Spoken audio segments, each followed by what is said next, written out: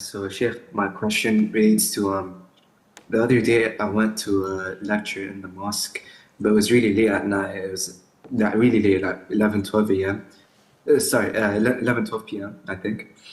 Uh, and uh, and my dad didn't want me to like go there. He doesn't want me to go to any lectures in the mosques. But I still went there because yeah, because I heard you could still go there. And my dad drove all the way to the mosque and picked me up and brought me back home. And he was angry, and he didn't want me to go out because it was unsafe. There's even stabbings near where I live, a stabbing.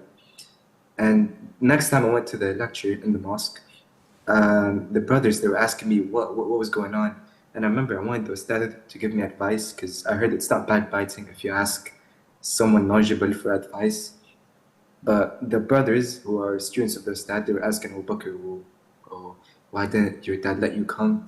I didn't want to say at first just in case to be safe from backbiting, but I explained afterwards that he doesn't want me to come because he thinks it's extreme, Wahhabi, and this and that, without mentioning any of his faults or speaking badly of him. I didn't even like, say good things about him, like he prays 5 times a day, reads Quran and whatnot. But I just said he thinks it's extreme.